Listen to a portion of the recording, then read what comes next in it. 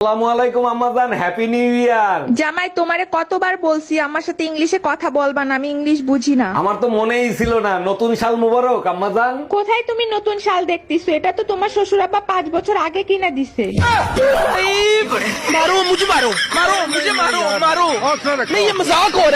টুম্পা ভাবে নাকি 31st নাইটে নিউ ইয়ারের পার্টি দিচ্ছেন 5 স্টার হোটেলে। জি ভাইজান, ঠিকই শুনছেন, আপনারা দাওয়াত রইলো, ভাবিকে নিয়ে অবশ্যই আসবেন। তাই নাকি? তা হোটেলের নামটা বলেন।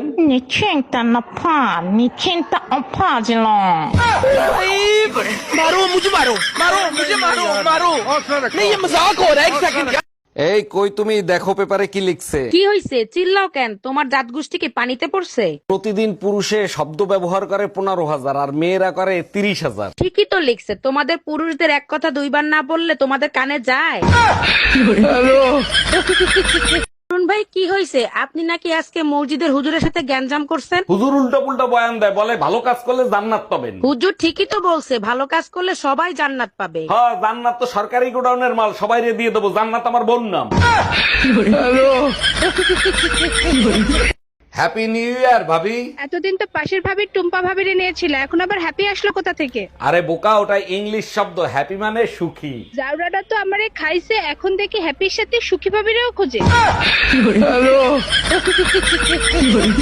এই মহিলা আমার জীবনটারে জাহান্নাম বানায় ফেলাইতেছে। আর তুমি আমার জীবন দোজক বানাই ফেলছো। তোরা যদি ক্যালেন্ডার হইতিস প্রত্যেক বছর পাল্টাইতাম। আর তুমি যদি আদা হইতা, কসম তোমারে প্রত্যেকদিন পুতো দিয়ে যাস্তাম।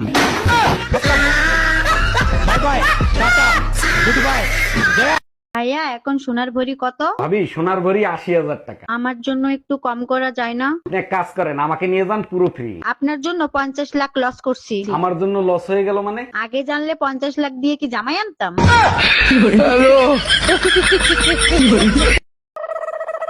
এক্সকিউজ মি ম্যাডাম, আপনি তো দেখতে খুব সুন্দর। তাই ভাইয়া, ধন্যবাদ। আপনার প্রেমে তো আমি পুরাই অন্ধ। সরি ভাইয়া, প্রতিবন্ধী নট অ্যালাউড।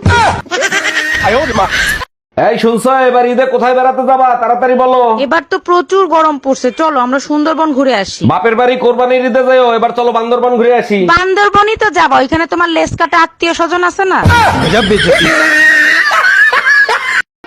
কিছু কিছু মানুষকে সরাসরি গালি দেওয়া যায় না, তাই মনে মনে গালি দেই, কারণ মনের শান্তি বড় শান্তি।